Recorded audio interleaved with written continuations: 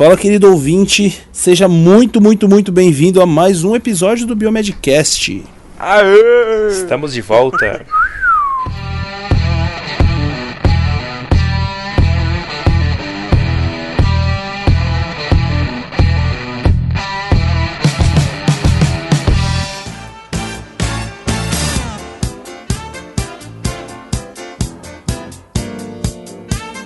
Aqui quem tá falando é o Otávio, diretamente de Curitiba. Estamos de volta. Aqui quem fala é o Bruno, com uma voz de laringite, e é isso aí. Fala galera, aqui quem fala é o Luiz, diretamente do Rio de Janeiro, e o assunto de hoje, para encerrar esse ano do Biomedcast, um assunto muito querido por nós, né, a divulgação científica. Eu tô muito feliz de falar sobre isso aqui no Biomedcast. Isso aí. Isso aí, galera. Fala, pessoal. Fala, ouvinte, né? Aqui quem fala é o Rogério, de Curitiba também, né? Eu e o Otávio estamos em Curitiba, mas não estamos na mesma sala, tá, gente? Cada um em uma sala diferente. A gente não está se vendo, mas o coração está conectado, né? Exato. É isso aí. É isso aí, galera. Muito bem. Depois das apresentações, a gente vai falar com você hoje, querido ouvinte, sobre um tema muito importante, né? Nesse episódio especial, é o último episódio do ano de 2018, né? Se você está ouvindo isso, sei lá, numa maratona aí em 2020, talvez não seja o último, mas enfim. Foi o último de 2018. Agora é a hora da música de Natal. Toca a música aí, Rafa. Música de Natal aí.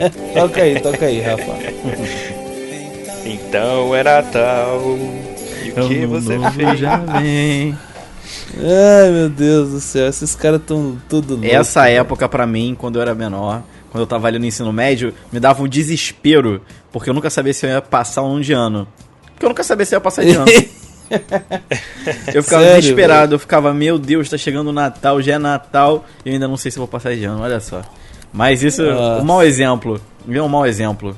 Mas aí, você passou ou não passou? Passei, obviamente. É aqueles nerds sempre passou ou você chegou a reprovar algum ano ou não? Não, claro que não. Óbvio que não, né? Aquele nerd que tira 8,9, tá ligado? Aí vai chorar, professor, né? Exatamente. 8,9 não, né? 9. Não, eu era o terror. Eu era ovelha negra. É, cara, sempre foi um cara de notas ruins. Vamos aproveitar que a gente tá em clima de Natal aí e vamos pedir pro nosso querido ouvinte contribuir com o Biomedcast para que ano que vem a gente possa gravar ainda muito mais podcasts. Então, querido ouvinte, a gente tem o Padrim, que é uma maneira de você poder ajudar a gente aí, fazendo uma contribuição, né, de 1, 5, 10 reais ou mais, né? Então, se você quiser ajudar a gente, aproveita esse clima de Natal, cadastra seu cartão lá, você vai ajudar a gente, né? E aí, padrim.com.br/biomedcast. E você vai estar ajudando a gente aí a divulgar ainda mais a biomedicina, a nossa ciência, né? E espero que vocês nos ajudem aí, né, não, galera? Exatamente. Se você gosta do trabalho que a gente faz e quer contribuir de alguma maneira, né, financeira, você tem o Padrim lá, que é uma ferramenta excelente. Já se você quer contribuir de outra maneira, você também pode participar, não tem dinheiro, cara, não tem problema. Nós já temos alguns padrinhos e madrinhas que nos ajudam, mas a gente ainda é muito carente de comentários, assim, sabe? O pessoal tá muito fraco nos comentários. Então, se você que tá ouvindo a gente agora e quer nos ajudar e não tem como, né, financeiramente, você pode ajudar comentando os episódios, participando bastante. Isso vale muito. Divulga lá no Instagram. Exatamente. No Facebook, Instagram, Twitter. Divulga nossos episódios lá. Quanto mais gente escutar a gente, melhor. Exatamente. Melhor, exatamente. Certo, galera? Então é isso. Então tá. É isso aí. Eu tenho a mania, não tem jeito, cara. Eu tento falar galera. Isso. Mas vamos lá. Falou, galera.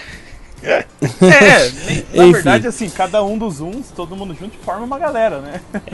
Vamos combinar um dia de fazer assim, todo mundo escutando o Biomedcast ao mesmo tempo. É isso. Aí sim. O Biomedcast ao vivo, né? Entrar no Guinness.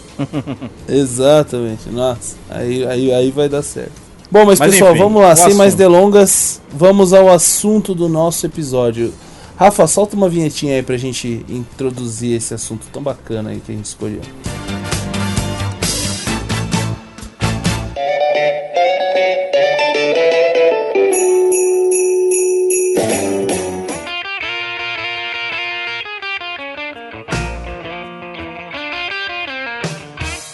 Então tá, é isso aí, galera. Então o assunto de hoje é divulgação científica, é isso que a gente tá fazendo aqui hoje, todos os episódios, os outros episódios do Biomedcast, é o que o Luiz faz no canal dele no YouTube, é o que o Bruno faz através do blog Biomedicina Padrão, enfim. É o que nós fazemos aqui no Biomedcast. Mas não só a divulgação, também tem a comunicação, né? E a gente vai trazer a diferença aí, o que é comunicação e o que é divulgação, né? Então a gente vai falar pra vocês hoje aí. Exatamente. O Bruno, então aproveitando, vamos já chamar você que é o nosso expert aí nesse assunto, que é o que começou antes de todo mundo aqui. Conta um pouquinho pra gente aí como que funciona essa questão da divulgação científica e da comunicação científica. Bom, então eu vim fazendo isso há muito tempo, mas eu parei para pensar recentemente, né, que eu tive que dar uma palestra e eu encontrei uns textos bem legais e um autor lá dividia, né, o que é divulgação e o que é comunicação científica. Então, aparentemente, você ouve e parece que é a mesma coisa, né, mas tem algumas diferenças que a gente vai mostrar aqui hoje. Então, começando pela divulgação, né, é quando tem o pesquisador, o cientista, e essa informação tem que chegar na sociedade, na população, né? Então você vai pegar aquela informação que você fez lá no seu laboratório, pegar os resultados e transformar essa informação de um jeito que a sociedade consiga entender. Isso é a divulgação científica. Você está divulgando os resultados, né, das suas pesquisas e tudo mais. Por outro lado, tem a comunicação científica, que aí já é quando ocorre uma troca de informação entre cientistas. Então eu sou cientista aqui em Goiás, o Luiz é lá no Rio de Janeiro. A gente pode trocar informações, trocar resultados de pesquisas, publicar um artigo, eu leio o artigo dele, ele lê meu artigo, a gente entende os termos técnicos, muita coisa, né? E aí a gente está fazendo uma comunicação. Então são pessoas que não são leigas no assunto. Então a gente pode utilizar termos mais rebuscados, jargões, diferente da divulgação científica, que você não pode falar muito técnico, porque senão a sociedade, a população leiga não vai entender. Então basicamente é isso aí. Ah, legal, bacana, ótimo, excelente essa definição aí. Você vai falar, por exemplo, sei lá, com o paciente fala de eritrócito, neutropenia e tal, essas coisas pra gente é muito simples, né? Mas comum, né? A forma de comunicação ela pode tanto que afastar quanto que aproximar as pessoas da ciência. Então isso é uma grande preocupação que hoje em dia a gente tenta passar aos cientistas, aos pesquisadores, profissionais da área da saúde, pessoas que lidam com ciência, independente da área que for, de que elas saibam se comunicar com o grande público. Porque é importante a gente ter essas pessoas próximas. E se a gente usar algum tipo de linguagem muito formal, muito técnico, vai acabar que vai afastar, né? Mas a gente não pode também cair no erro de simplificar demais e perder informação importante. Exato. Né? E deixar Esse é o grande desafio. É uma coisa que eu sempre falo em palestra, que as pessoas me perguntam: Luiz, qual é o maior desafio que você encontra? Qual é a maior dificuldade de fazer seus vídeos? Pessoal, fazer um vídeo, obviamente demora, né? Eu demoro aí 2 semanas num processo para fazer um vídeo de 5 minutos. Mas o que demora esse tempo não é a gravação e a edição. O que demora esse tempo é você encontrar uma forma de passar aquele conteúdo de uma forma que ele permaneça cientificamente correto, mas que também ele esteja de uma forma didática. Então é um grande desafio você traduzir esse conteúdo com que as informações elas se retenham, né? Elas permaneçam iguais, da mesma forma que você leria num artigo científico, você tem que fazer com que aquela pessoa entenda de outra forma, né? Com o mesmo significado de uma forma mais didática. E isso dá muito e muito trabalho. A gente já tem toda uma hermenêutica, né? Aquela coisa, conhecimento de base, assim, que facilita muito pra gente entender algumas coisas, né? Eu fiz um desafio para os meus alunos, se eles estiverem ouvindo agora, eles vão me xingar depois. Eu coloquei... teve uma prova prática, né, da disciplina de imaginologia, né, que eu dou essa aula na faculdade, né. E tinha um paciente simulado lá, um ator, que era um outro aluno que a gente orientou e tal, que ele tinha medo de fazer exame com raio-x porque ele tinha medo da radiação, né. E aí a sinuca de bico dos alunos era explicar pra esse aluno por que ele poderia fazer o exame e se a radiação podia fazer mal pra ele ou não. E aí entra numa discussão bem interessante, porque se você falar que não faz mal, você vai estar mentindo pro paciente. Mentindo, Mas agora, se você falar que faz mal, como é que você vai convencer ele que já tem medo de fazer o exame, né? Então essa foi a sinuca de bico que eu botei os alunos lá e tiveram que resolver, né? Um de cada vez. Nossa, é bem legal. Queridão você. Aí teve uns que ficaram que deixaram o paciente assustado. Teve uns que tem uns que falou que não tinha problema e tal, aí depois a gente conversou e tal, né? Mas é um exemplo assim de como qual é o desafio, de repente, de fazer uma divulgação científica, né? Isso é nesse limiar aí, né? Pergunto pra vocês, o que vocês acham que a gente faz aqui no Biomedcast? Comunicação ou divulgação científica? Boa pergunta, hein, Bruno? Primeiro, como é que a gente pode definir esses comunicação e divulgação, hein, Otávio? Não, foi o que o Bruno explicou no início do cast, né, cara? Eu acho que a gente acaba fazendo um pouco dos dois, né? A partir do momento em que a gente... mas eu acho que é mais divulgação. Ao meu ver, é mais divulgação porque a gente não tá aqui fazendo pesquisa, não tá... E a gente não fala só pros nossos, né? Essa é uma questão importante, né? Exatamente. A gente fala pros nossos, em alguns momentos a gente até deveria, de repente, colocar lá uma tecla SAP, né? Mas em geral a gente tenta falar pra todo mundo, né? Então eu acho que a gente faz os dois mesmo. Então tem hora que a gente fala muito termos técnicos que só quem é da biomedicina vai saber, mas a gente também às vezes traz pesquisas, né, resultados de outros artigos aí, que a gente acaba dando uma traduzida, dando uma maneirada aí nos termos, né, para explicar para outras pessoas também. Ou mesmo quando a gente faz os nossos episódios, que eu tenho muita saudade de fazer eles, nossos episódios temáticos, como foi o episódio de Stranger Things, o nosso episódio sobre peste negra, onde a gente fala sobre assuntos... armas biológicas mais armas biológicas, com certeza. Esses episódios que são não sensacionalistas, mas eles trazem uma atenção muito grande pelo título e também pelo conteúdo que a gente está introduzindo. E lá dentro tem a ciênciazinha escondida. Exatamente, a ciência ela tá vindo ali. É uma ciência que a gente fala, a gente consegue introduzir esses conteúdos científicos através desses temas pop. E isso é uma forma de divulgação científica muito legal. E aí, Rogério, qual que é a diferença do perfil do público da comunicação e da divulgação científica?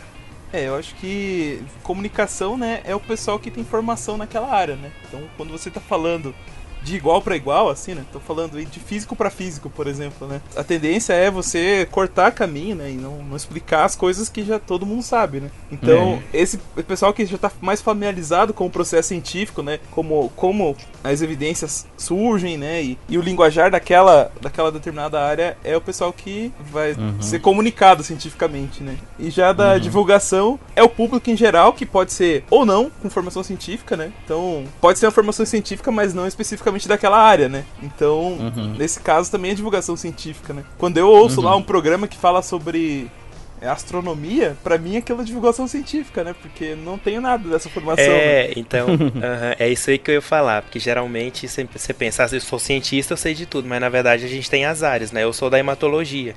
Se eu for, sei lá, pra outra área, física ou imagem, biomateriais, imagem, eu vou ser leigo naquela área, né? Então, ao mesmo tempo que eu tenho formação científica, eu posso ser leigo em outra área da ciência, né? Isso é muito interessante.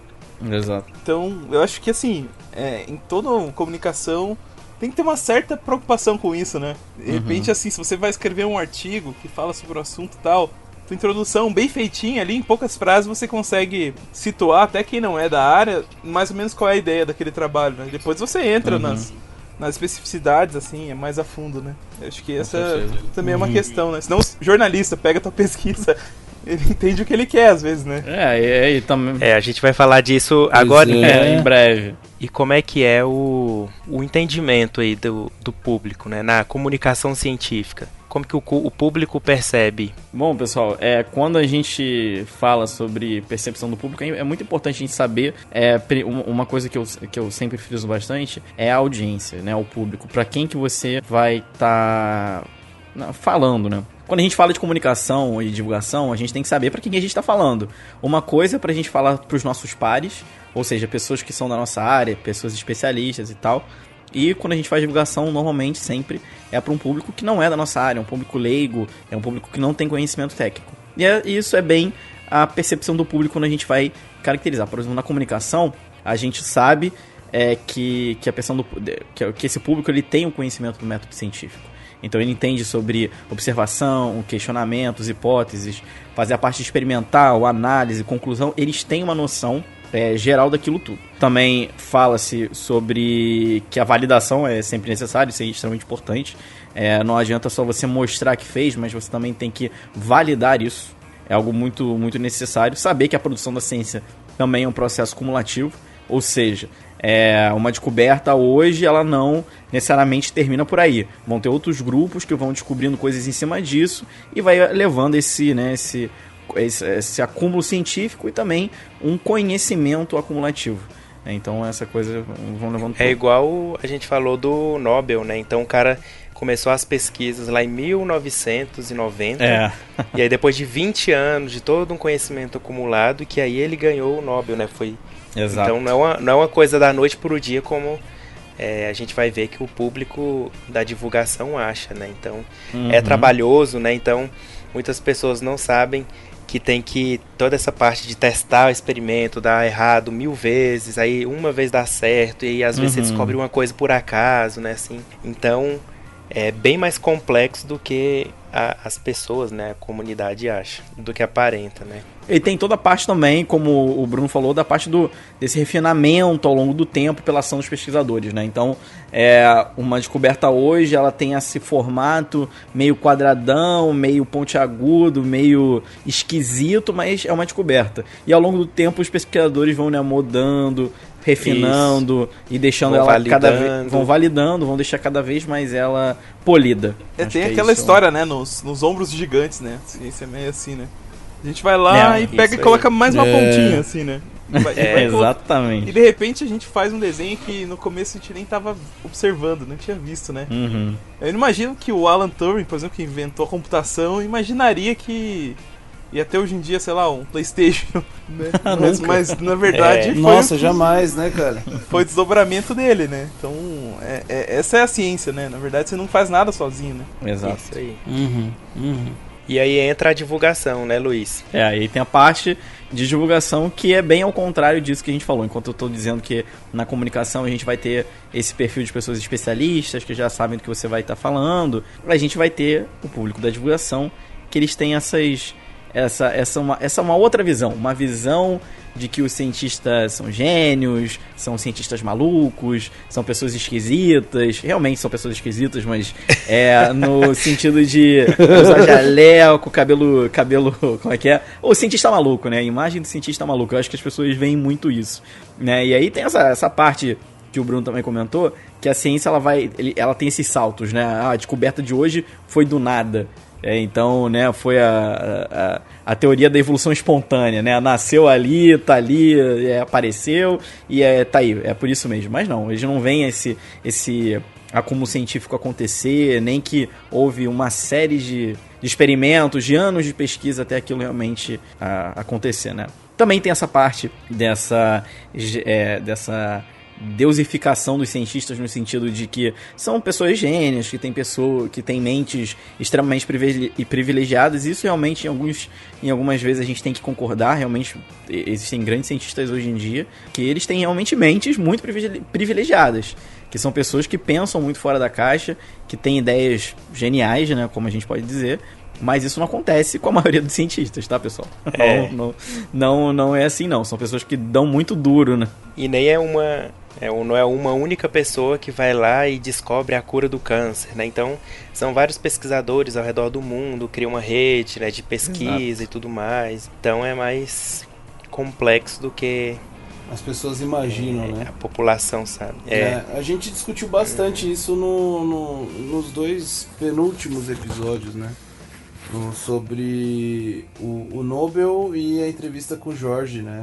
Com os dois, 83 e 84, isso? 83 e 84. Se você ainda não ouviu, se está chegando aqui agora, nesse episódio, dá uma conferida lá depois. 82 e 83. 82 e 83, é verdade, isso. Tá certo. 82 e 83. Então, dá uma conferida nesses 2 episódios. Esse assunto seria bem bacana, assim, bem importante, inclusive. O pessoal comentou bastante, inclusive na entrevista com o Jorge lá, o pessoal gostou bastante. Então acho que vale a pena, você que está chegando aí agora, que não ouviu ainda, dá uma conferida nesses 2 episódios, tá bom?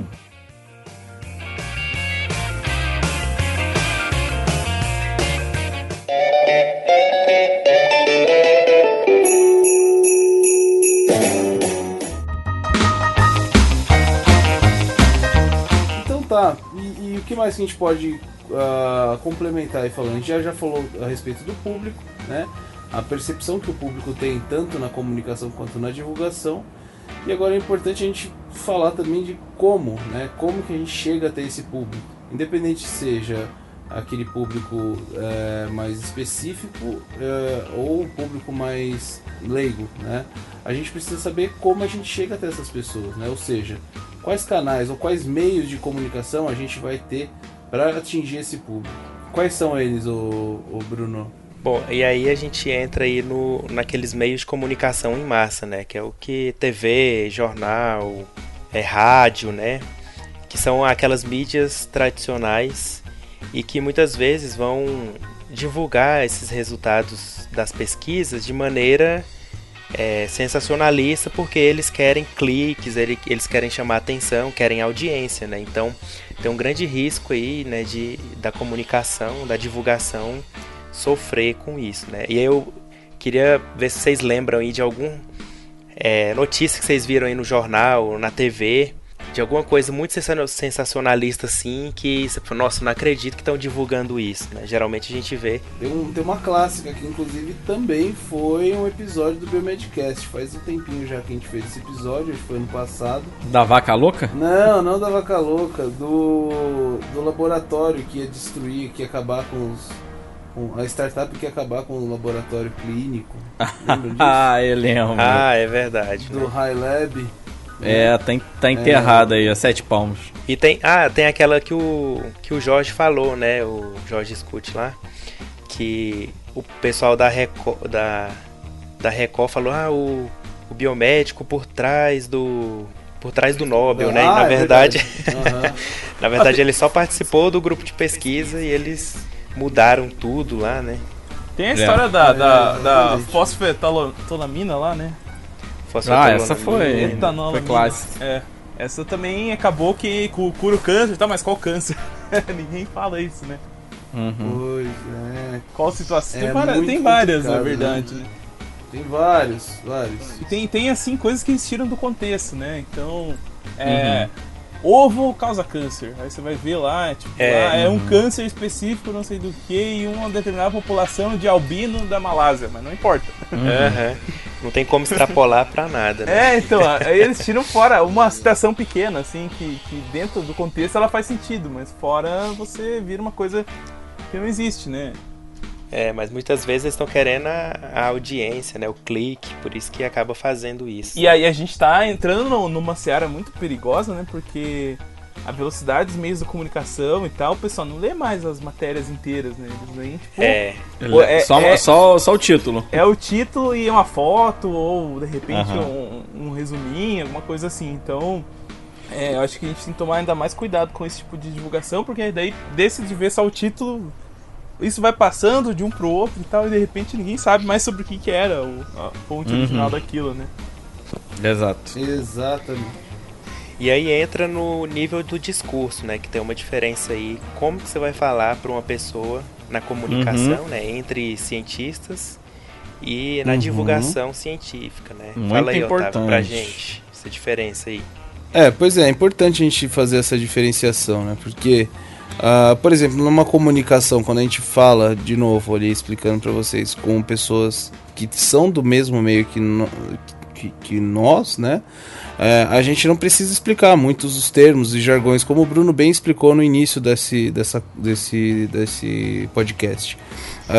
Às vezes você tem tempo limitado, né, para passar a informação, né?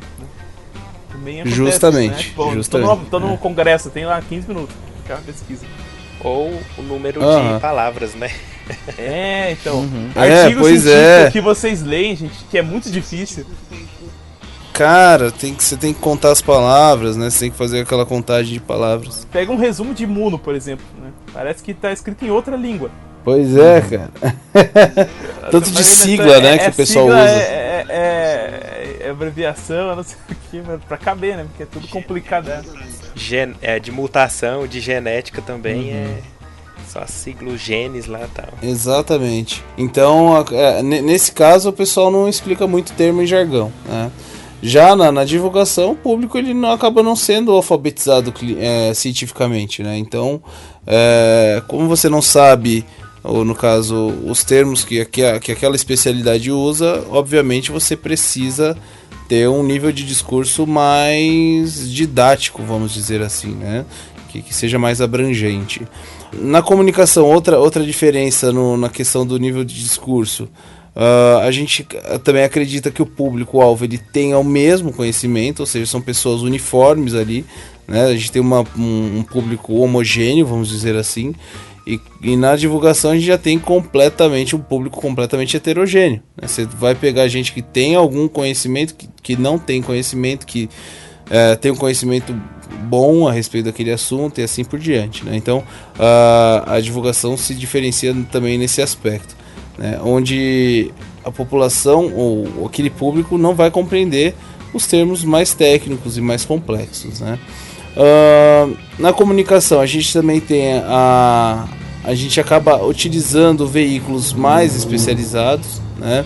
Revistas, congressos, ou seja, os meios de comunicação que a gente utiliza são bem mais específicos do que os meios que a gente utiliza para divulgação, né? E aí, tipo assim, o que é isso, né? Então, nas revistas científicas, a gente vai lá e publica um artigo, um comentário, uma carta ao editor, e nos congressos a gente leva nossos resumos, apresenta pôster, apresenta oral.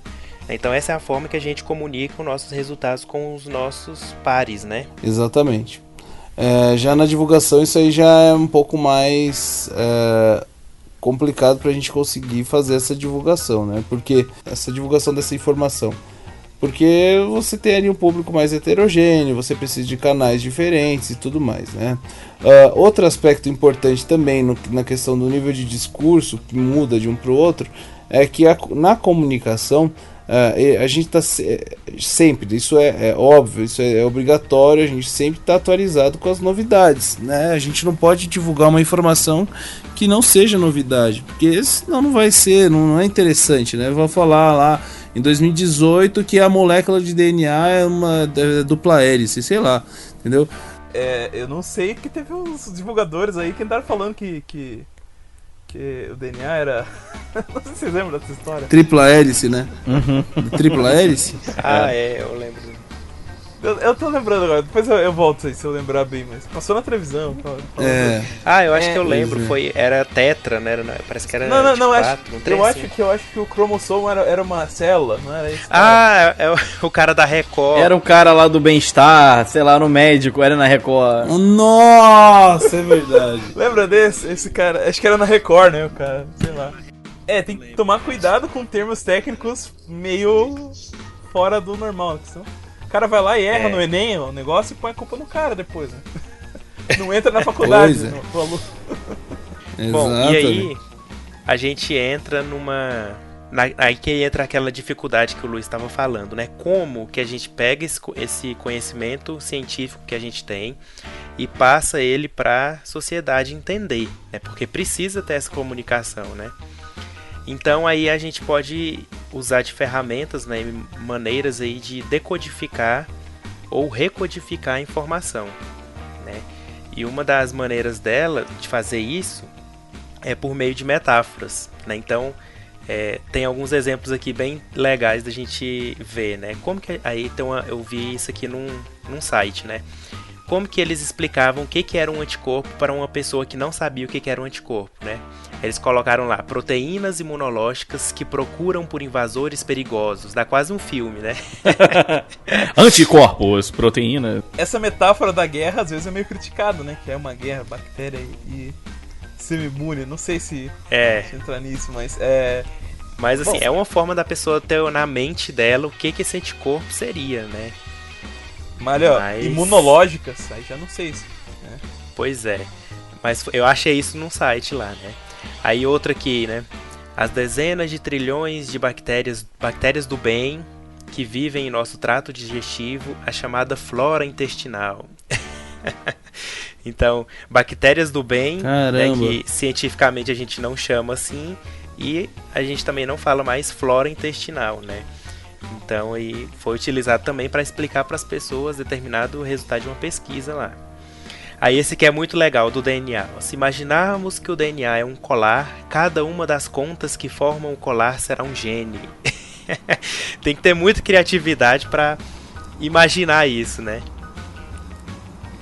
E outra do DNA é como se cada célula fosse um livro de receitas completo de cada indivíduo. Então, assim, são maneiras aí que os meios, né, de divulgação tentam achar para explicar o que é aquilo que eles estão querendo falar, né? Eu posso fazer uma indicação? Tem um vídeo meu, tá? Não é propaganda do meu canal, mas tem um vídeo meu que é o meu... Não, jabá. Imagina Momento que é o jabá absurdo. Vamos lá. Jabá absurdo. Rafa, coloca a trilha pra jabá aí do Luiz, vai. É o Momento Jabá Absurdo.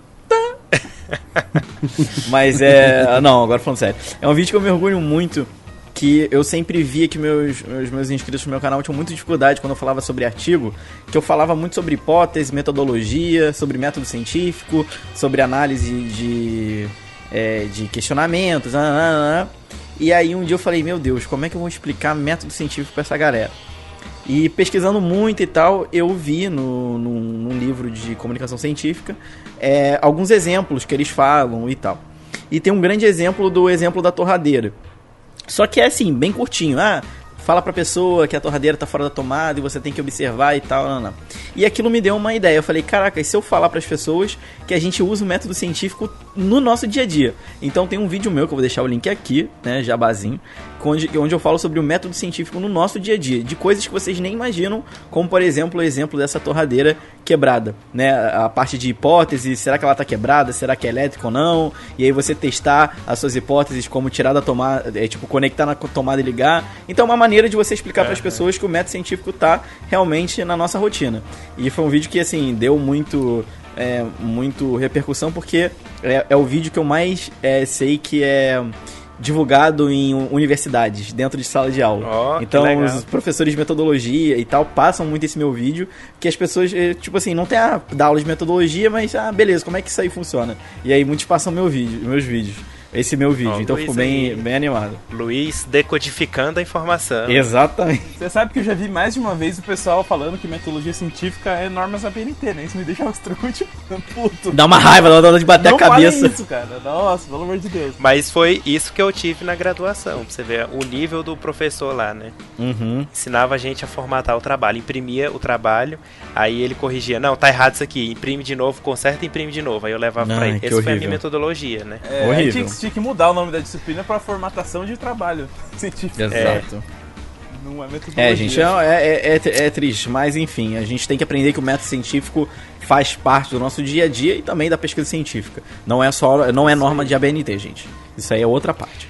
Bom, e aí continuando então nessa parte da decodificação aí desse discurso, né?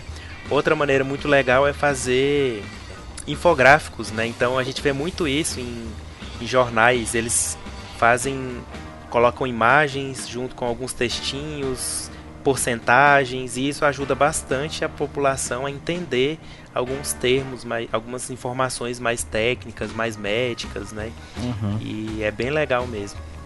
E também tem figuras, né? Até essa questão de infográfico, acho que eu comecei a ter interesse pela área da ciência, sim, quando eu era pequeno e tal, por causa dos infográficos que tinha na revista super interessantes. Que era super interessante. Olha, realmente, é verdade. Putz, era um negócio muito, muito bem feito, assim, muito bonito e tal. E eu começava a entender algumas coisas que eu não via no colégio, por exemplo, né? Uhum. E aí já ajuda bastante. Desperta o conhecimento, né? As pessoas tendem a, por exemplo, minimizar canais de divulgação científica, como por exemplo é super interessante. Por mais óbvio que a super interessante fala sobre ciência, às vezes de uma maneira muito exagerada, ela tem ali uma investigação jornalística científica para poder fazer aquilo. Obviamente você não vai ter um assunto tão aprofundado, mas é um ótimo canal para atrair pessoas para começar a gostar de ciência. E às vezes as pessoas ainda têm esse preconceito. Vale até a pena dizer, até que acabou a calhar, né, o que eu vou dizer agora, mas é só uma historinha, só como às vezes a comunicação científica e a divulgação científica, elas são mal vistas, infelizmente, pela própria comunidade científica, que tem essa mania de dizer que se você fizer divulgação científica, você vai estar falando um conteúdo teoricamente piorado, como é no caso que as pessoas falam, vou ler na super interessante, então é uma porcaria. No caso, elitizar o negócio, né? Exatamente. E na verdade tem que ser o contrário, né? Com certeza, mas um caso muito grave e que às vezes meio que é passado... É um grande elefante... É engraçado, né? O Carl Sagan, ele é um grande elefante branco para a Academia Americana de Ciências, porque eu não sei se vocês sabem, o Carl Sagan é um dos maiores divulgadores científicos que a gente já teve hoje no nosso planeta Terra. Carl Sagan, ele foi que fez aquela série Cosmos, extremamente famosa, que depois foi reprisada. Ele desbravou muita coisa, Desbravou muito. Pra vocês terem uma ideia, gente, quando a NASA tava sofrendo cortes, quem foi lá no Senado, lá na Câmara lá americana, lutar, foi o Carl Sagan. Ele foi lá botar a cara dele pra dizer a importância que era o investimento na ciência. E muitos colegas viam o Carl Sagan como um cara que era muito falastrão. Mas ele não é um pesquisador. Por exemplo, ele não publicou numa Nature, mas ele não é capa da Science. Como é que querem acreditar nesse cara? E ele é mais famoso que a gente, né? E existe isso, né? Ao mesmo tempo que os cientistas, eles gostam de entrar dentro de uma torre de marfim e se isolar e dizer, não, a minha torre é mais alta que a sua, então eu sou mais importante que você, fizeram muito isso com o Sagan. É o ego, né? Eles fizeram muito isso com o Sagan. E, por exemplo, vocês terem uma ideia, o Carl Sagan, ele nunca foi nem cogitado pela própria Academia Americana de Ciências a ser uma das pessoas que merecia entrar. Porque eles, muitos diziam que ele não estava produzindo, ele não era um cientista como era. Mas o Carl Sagan, por exemplo, pra vocês terem uma ideia, o Carl Sagan, ele foi o primeiro cara cientista, ele tinha todo o seu background de astronomia e etc, que ele falou que a atmosfera de Vênus não era muito bem como a galera achava que era. Ele mostrou lá por A, B e C que a hipótese dele era essa. E depois de muito tempo, né? Depois de sei lá quanto tempo, eles conseguiram ver que essa teoria dele, inclusive com a ajuda dele, ele ajudou a NASA a montar essa expedição para Vênus, né? Uma sonda, que provou isso, que realmente o clima não era, a atmosfera era diferente. Então, assim, um cara que era negligenciado nesse sentido científico estava realmente produzindo, mas também de uma outra forma. Então ele mostrou que ele era realmente um cientista tanto importante, impactante na área dele, como foi esse caso do clima da atmosfera de Vênus, mas também ele fazia divulgação científica, ele ia pra frente da câmera, ele é um cara que era a cara da ciência, e às vezes isso infelizmente é mal visto, inclusive no Brasil. E existem muitos cientistas que sofrem esse preconceito ainda, porque assim, é raro você ver um cientista que faz divulgação científica. Aqui no Brasil a gente pode dizer que um dos mais famosos que a gente tem, que vai pra frente de câmera, que tem programa e corre atrás, né, um cientista, pesquisador que faz isso. Uma das pessoas que a gente pode falar é realmente o Steven Gen, que, né, não puxando saco, que é meu orientador, mas o Stevens, ele é um cara que é pesquisador, vai a programas de TV, faz Amor e Sexo, ele é colunista do Bial, ele escreve sobre ciência, divulgação científica, e é um cara que se expõe muito e às vezes recebe esse tipo de crítica. Mas infelizmente é assim, então, mas a gente precisa de mais pessoas como o Stevens, mais pessoas como o Bruno, mais pessoas como eu, mais pessoas que realmente estão desse lado e que atraem um público. Peguem as pessoas pela mão e falem assim, olha como a ciência é bonita. É só que você não está entendendo, mas a gente pode explicar para vocês.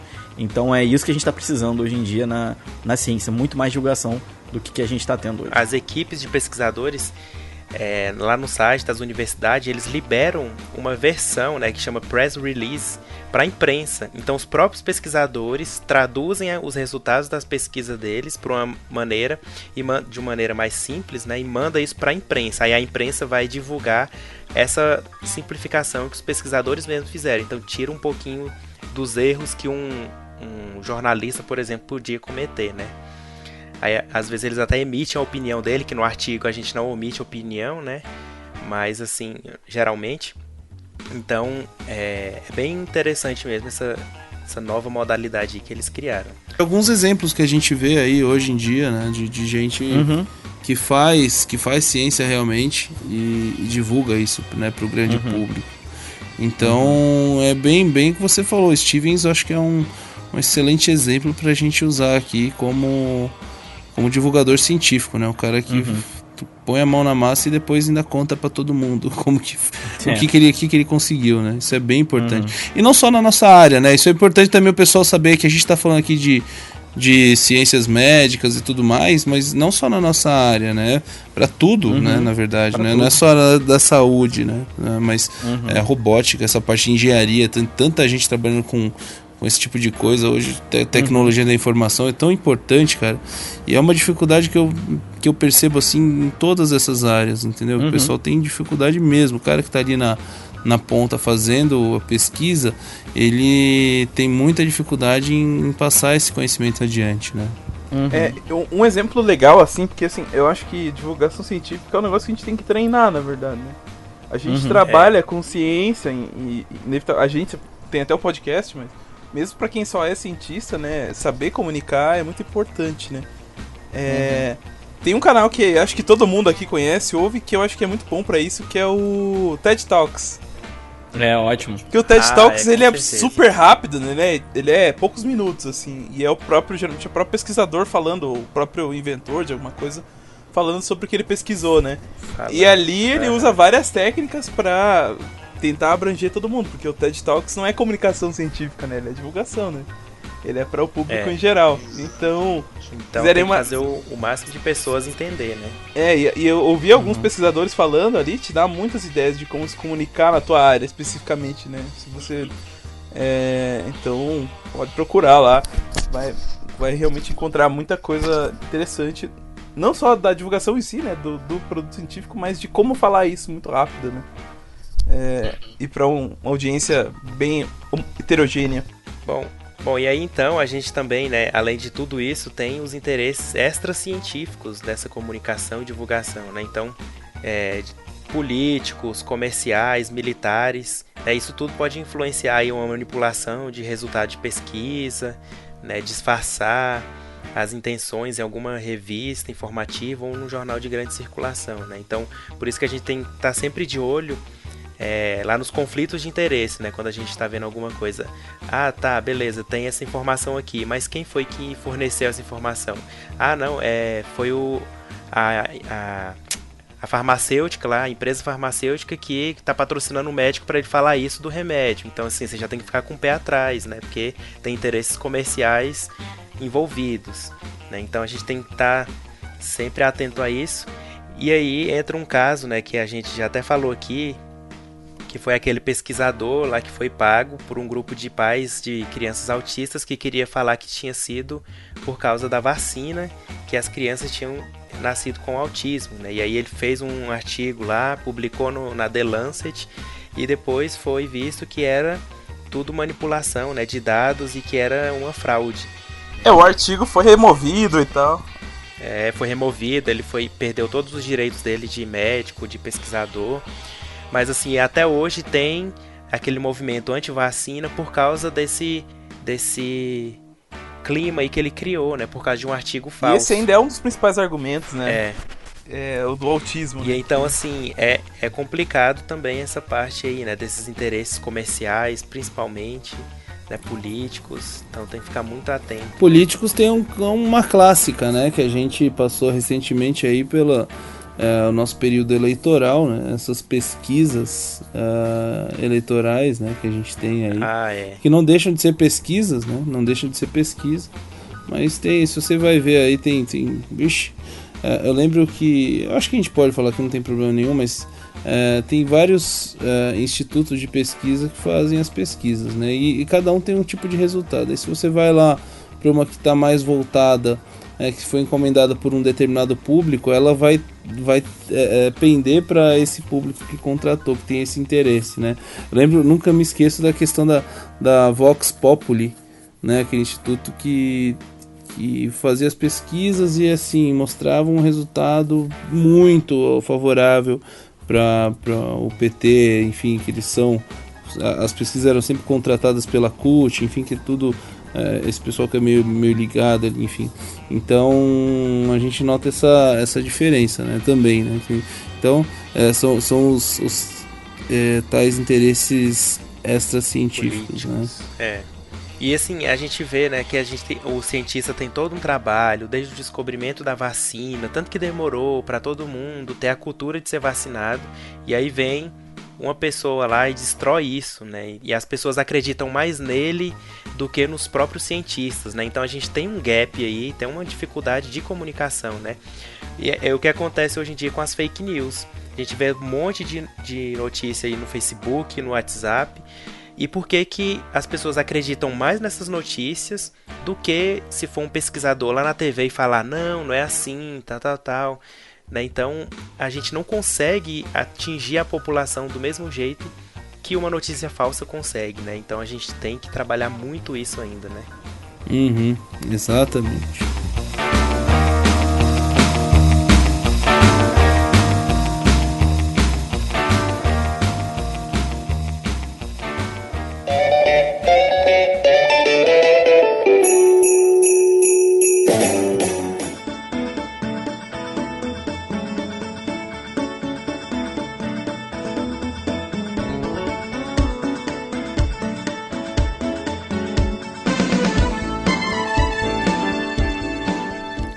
E aí, vamos falar hoje em dia aí, né? O que tem de novas mídias aí, né? Além do tradicional, para divulgar a ciência no Brasil e no mundo. Uhum. A gente pode falar do nosso querido YouTube. YouTube, claro. Tem o Twitter, praticamente todas as revistas, né? Os periódicos lá tem um canal no Twitter, né, para divulgar os artigos que foram publicados lá, né? Então é bem comum a gente ver esses perfis no Twitter, né? Uhum. Tem também no Facebook, né? Que já tá morrendo. O Facebook tá morrendo. Morreu mas pra ainda mim. tem algumas páginas lá, né, de divulgação científica que eles trazem um conteúdo para a população em geral entender mais sobre a ciência, né? Com bastante seguidores. Uhum. É verdade. Engraçado, o Twitter eu achei que fosse morrer, cara. E sobreviveu bastante, né, cara? Tá melhor que, ao meu ver, tá melhor que o Facebook hoje em dia. Cara, o Facebook eu sigo esses canais de ciência e às vezes não aparece pra mim nunca, assim, sabe? Aparecem umas coisas muito aleatórias, assim, né? Aqueles algoritmos doidos lá. Não, e agora chegou as notificações assim, pessoa comentou na própria foto, você não tem nada a ver com nada e chegam as notificações que você não precisava receber. É absurdo. E o negócio da ciência nada, né? Não chega nunca. Pois é. Eu nem sabia mais que tinha essas páginas, cara. Eu fui ver. Nossa, agora que vocês mostraram ali, cara, tipo, I fucking love science. Cara, é muito boa essa página, velho. E, pô, eu não recebo mais nada deles. Eu sigo faz muito tempo. Ela tem 100 e não sei quantos milhões de curtidas. Uhum. É uma pena, e também né? Uma pena. O que mais que tem aí de divulgação aí? Os clássicos blogs, clássicos blogs. Tem um blog meu que é um pouco famoso, que é o tal do Biomedicina Padrão, né? É um pouquinho famoso, mais ou menos, a galera não conhece. O meu não é tão de divulgação assim, né? Porque eu faço muito específico pra nossa área, né? Mas acaba que acho que várias pessoas tentam procurar, meu exame deu isso, o que é, né? Aí chega lá no blog, então assim, acaba atingindo outras pessoas diferentes, assim, né? Mas hoje em dia eu acho que o que tá mais em alta aí são os canais no YouTube, né? Aí tá aí o Luiz pra falar pra gente como que é divulgar a ciência no YouTube. Uma luta constante contra a pseudociência. Vou falar pra vocês que canais que falam sobre pseudociência são muito mais famosos que eu e mais um monte de canais sérios. Infelizmente tem canais aí com 3 milhões de inscritos que só falam besteira. Eu não vou falar o nome do canal, porque é um canal que costuma processar as pessoas. Mas existem muitos conteúdos maravilhosos, mas eu ainda sou... infelizmente eu sou um pouco crítico em relação ao conteúdo de ciência no YouTube, porque eu acho que às vezes as pessoas acham que elas estão fazendo divulgação científica, mas no fundo elas não estão fazendo da maneira que elas poderiam fazer. O que eu acho que assim, se você se compromete a divulgar ciência, você tem que ter um tipo de comprometimento na sua fala.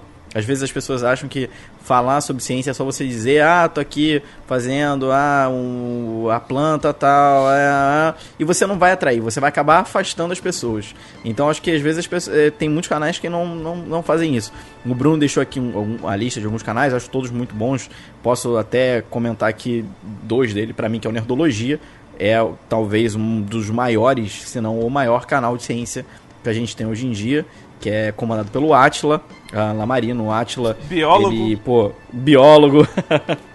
O Átila fez doutorado na USP, né? Ele é virologista, tem um background muito grande em ciência, é um cara muito renomado na área dele, né? Na área de... acho que ele trabalhava com HIV, e é um cara que fala muito sério. E ele fala com muita propriedade, então ele tem uma síntese muito boa. Óbvio que a gente sabe que o Nerdologia não é só o Átila que trabalha atrás disso, devem existir alguns outros roteiristas, mas eu acho que quem merece realmente ali quase todas as felicitações é o Átila, por construir um roteiro tão bom. Não adianta ter animações maravilhosas se o roteiro não é bem escrito e bem traduzido. Então o Átila é um cara sensacional. É uma coisa que as pessoas acham que é fácil, né? Vou ligar a câmera, vou escrever sobre isso e pronto, né? Na verdade, você demora mais pesquisando, lendo artigo, né? Procurando trazer as informações mais concretas e verdadeiras possível, né? E isso demora muito tempo, né? Exatamente. E tem gente que é mau caráter também, né? Tem essa, né? O cara sabe que tá errado e vai lá, insiste fazer e vai propagar besteira. Pois é, só pra ter mais like, sei lá. Visualização. Infelizmente, meus vídeos nunca são com clickbait nem nada, porque eu acho isso ruim, mas infelizmente eu não ganho tanta visualização como eu poderia ganhar, porque eu tento fazer uma coisa mais centrada, né, séria, né. E ali é outro canal que o Bruno botou que eu amo de paixão, eu adoro, que é o Space Today, dos meus canais favoritos, eu assisto quase todo dia.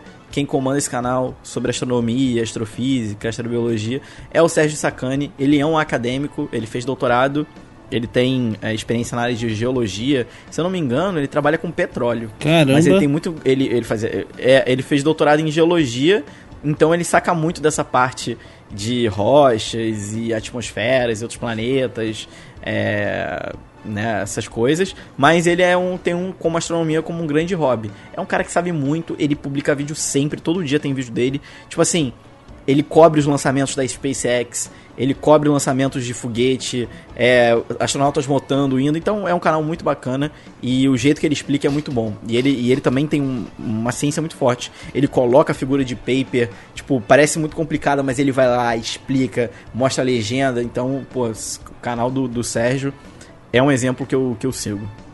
E tem alguns canais que juntam o entretenimento também, né? Que é legal, né? Tem um negócio que é o Vsauce, não sei se já... Ele é maravilhoso, Vsauce aí é... É sempre alguma coisa engraçada, né? Alguma pergunta muito absurda, né? Que ele vai responder. Tipo assim, tem aquele vídeo dele, se todo mundo pulasse ao mesmo tempo na Terra. Clássico, né? O que vai acontecer? Só que daí ele vai explicar isso, ele puxa um fiozinho ali e explica a teoria de gravidade, explica várias coisas. Isso, é muito maneiro, cara. Esse é um dos melhores canais de ciência que eu acho que tem. E tem também os podcasts, né? Podcasts. Exatamente. Temos vários aí que podemos citar. Claro, o SciCast tá aí. Talvez o podcast de ciência mais famoso do Brasil.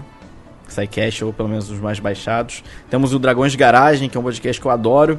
Podcast muito bom, que mantém uma qualidade assim constante nas publicações. É um podcast que eu... Tem um podcast muito legal que pouca gente ouve, que é o Fronteiras da Ciência lá do pessoal. Maravilhoso, lá da URGS. Esse pessoal do Rio Grande do Sul. É verdade, do Rio Grande do Sul, né? É verdade. Ele é um podcast de professores, né? De pesquisadores de lá, e é muito maneiro, cara. Eu adoro. Fronteiras da Ciência é muito bom, muito bom. Tem um tal de Biomedcast. E tem o Biomedcast. E tem o Biomedcast ainda, hein? Tá aí há 4 anos já, né? A gente tem 2 lutas, né? A primeira é para as pessoas conhecerem os podcasts. E depois para conhecer os podcasts de ciência, né? Nossa. Então a gente tá no nicho, dentro do nicho, né? Se eu puder recomendar, inclusive, um podcast de ciência... não sei se ele é desse ano ou do ano passado que ele estreou, mas é um podcast maravilhoso, que é o podcast da NASA. Se chama Houston, We Have a Podcast. É muito maneiro. Ah, você tá brincando. Sério, que nome cara. 10, cara. É feito lá na NASA mesmo, em Houston. Eles montaram um estúdio de podcast. E quem apresenta é o Alejandro, que é um jornalista científico, né, contratado lá por eles. O cara é muito bacana. E ele entrevista, tipo assim, astronautas pra falar como é que era o processo de seleção, sobre pesquisadores, entrevista pessoas que estão indo pro espaço, pessoas que estão mandando coisas pra pesquisar, tipo, coisas da NASA, sabe? E de uma forma muito bacana e humana. Então, assim, eu tava ouvindo o último deles, que é com uma astronauta, E, tipo, ele fica perguntando coisas assim que eu perguntaria. Tipo assim, como é que foi quando te ligaram pra dizer que você era astronauta? O que você sentiu? Então, caramba, é muito bacana, cara. Legal. Houston We Have a Podcast é muito bom. Uma coisa que eu acho muito bacana é que a NASA tem a preocupação de explicar muito. Então, assim, eu acho que eles devem ter algum treino com os astronautas que vão lá, ou as pessoas que vão, porque sempre quando elas falam alguma coisa complicada, elas explicam. E é um inglês muito bom de entender. Então, assim, se você tá querendo aprender inglês, vão ouvir Houston We Have a Podcast, que é muito maravilhoso. É um dos mais novos. Vou pegar a sua dica. Vai, baixa todos, vale a pena. Não tem nenhum que é ruim. Legal, bacana. É. Ó, entrando nessa onda aí de indicação, eu também tô escutando um agora do B9, chama Naruhodô. Ah, é legal. Nossa, esse é muito bom. Bem legal também, assim. Eu gosto. Maneirinho. Nossa, faz tempo que eu não pego podcast novo. O Naruhodô é muito rapidinho também, né? É uns 15 minutos, eu acho, no episódio. É curtinho. De 15 a 30 minutos, assim, mas o cara lá fala muito bem. Inclusive, ele dá umas... Eu já tive várias ideias, assim, de pesquisa lá, de como fazer as coisas, de estatística e tal, por causa dele. Então, assim, é bem legal. Olha só. Gente, eu tô escutando tanto podcast, se vocês terem uma ideia, aqui no meu aplicativo de podcast que eu uso, que é o Pocket Casts, que é maravilhoso. Só pra vocês terem uma ideia de podcast que eu escutei, né? Ah, que merda, não tá funcionando a internet, então não tem como dizer, desculpa, gente. Então, mas trabalho com bancada é muito bom, né, cara? Eu ia clicar aqui. Hã? Trabalho com bancada é muito bom pra ouvir podcast, né? Caraca, demais. Pena que eu não posso entrar com o celular no fluxo. Põe o fone de ouvido. Não, fluxo não, mas, pô, no meu mestrado eu tinha que pipetar muita coisa, né? Então... Era horas e horas ali fazendo um processo bem mecânico. Assim. É bom que você coloca o fone e ninguém te incomoda, né? Alguém te chama, você finge que não escutou e continua lá. Maluco. Ó, 81 horas de podcast, cara. Nossa. É coisa pra caramba. Eu todo dia eu escuto na hora de dormir e tal. Se vocês quiserem, também posso passar ótimos podcasts pra dormir que dão sono. Caramba, pior é que tem mesmo, né? Tem uns, cara. A minha playlist antes das minhas férias, eu desliguei os download automático, né? E a duração completa dela, deixa eu ver aqui, ó, é de 15 horas e 9 minutos que eu tinha pendente pra ouvir, cara. É bastante coisa. Mas tá aí as dicas, né? Muito bom, então... Acho que é isso, né? Divulgação científica, comunicação científica. Espero que vocês comecem aí a pensar mais sobre isso, né? Como explicar ciência para a população, como comunicar. E acho que estamos encerrando o ano aí, né? Foi um ano feliz. E ano que vem tem muito mais coisa, com certeza. Corrido, com né? certeza. Todo mundo aí. Estamos planejando novidades aí. Novidades. Mais novidades. Em fevereiro de 2019 com muita garra e energia. Isso aí. É isso aí, galera. É um tempo aí que vocês têm pra dar uma revisada em todos os episódios que a gente já publicou. Esse ano foram muitos episódios, né? E se você não nos ouve há mais tempo, acho até importante voltar lá, volta um pouquinho. Não recomendo voltar lá pro primeiro, segundo, porque, meu Deus do céu, eu tenho muita vergonha de ouvir aquilo lá. Sejam bem-vindos a mais de Biobetcast. Esses dias eu parei pra ouvir aquele do CSI. Como era diferente, gente. Caramba, CSI, mas é bom ver como a gente evoluiu. Como Exatamente. a gente era. né? Nossa, era muito diferente. Assim, o jeito que a gente falava, a edição, as músicas. Nossa. Era legal, mas hoje a gente já tá diferente, né? Tem uma experiência. Mas é muito legal. É verdade, que legal, que bacana. Eu fico muito feliz. Gostaria de dizer a todos vocês que o Biomedcast é um dos projetos, se não o projeto que eu mais me orgulho de fazer. Às vezes eu até fico mais feliz em fazer o Biomedcast do que fazer vídeo. Porque eu acho que a forma de interação do podcast, pra mim, eu me conecto muito mais com podcasts do que com vídeos no YouTube, por exemplo.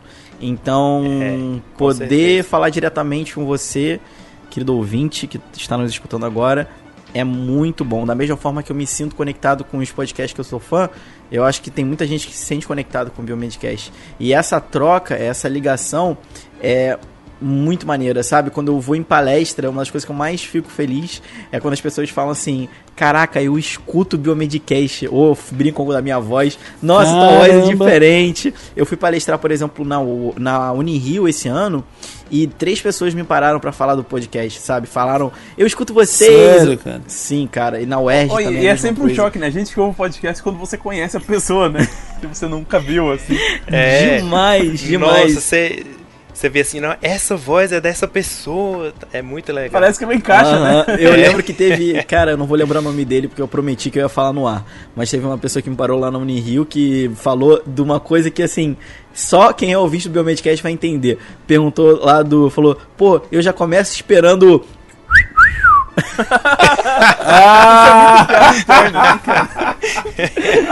Caramba, isso é muito interno. E aí o cara até brincou, falou assim, pô, às vezes eu tô ouvindo um podcast, às vezes eu sempre acho que alguém vai fazer o...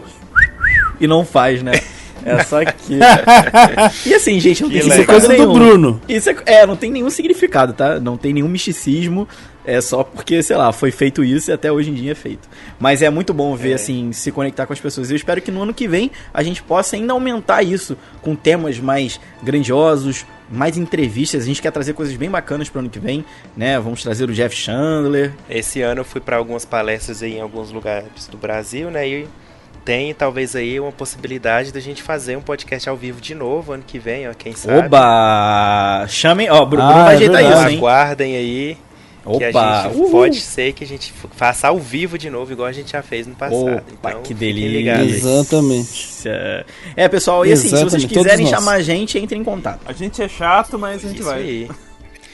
Exatamente. Chame a gente pra brilhantar seu evento. Só uma coisa, às vezes fica difícil, gente, a gente ter acesso ao e-mail, porque a gente não fica olhando muito. Então, se você quiser chamar o Biomedcast pra gente poder dar uma palestra junto, fazer um podcast ao vivo, etc, se quiserem ter interesse nisso, a forma mais fácil é vocês irem lá no nosso Instagram e mandar uma mensagem direta pra gente. Mandem um direct que a gente vai ler e a gente entra em contato @Biomedcast. Ou no Messenger. O Messenger também. O Messenger também é um canal bacana. Também. Messenger ou Instagram Direct. Muito melhor que no e-mail. Exatamente. Então Certo, galera? Chega de enrolar. Vamos finalizar aqui, porque esse nosso ouvinte aí que tá nos escutando quer ir pro próximo episódio coisa, já. Vocês ligam Liga pra onde? Liga pro Luiz, 021, como é que é? Liga não. 020. Pode ligar pro Luiz. 9. Liga não! 9. 8. 996 08. É isso aí. Pronto. Opa, falou. Falam isso não, gente. Vai ligar pra esse número aí depois. Ô, Luiz! Vai ter gente me ligando. Ai, cara. Mas é isso aí então, galera. Um beijo pra você, um abraço. Se você for homem, se você for menino, um beijo e até a próxima. Daqui alguns meses. A gente volta em fevereiro do ano que vem. 2019. Feliz Natal, feliz Ano Novo. Música de final de ano aí, Rafa, agora. Tchau, gente. Solta a Simone. Tchau. É isso aí, pessoal. Esse ano foi maravilhoso. Ano que vem vai ser muito mais. A gente vê vocês muito aí melhor. Em fevereiro de 2019. Beleza, pessoal? Até Feliz mais. 2019, saudações biomédicas. Até mais. Tchau. Tchau. E mercado de trabalho. Polêmica. Valeu, galera. Tchau.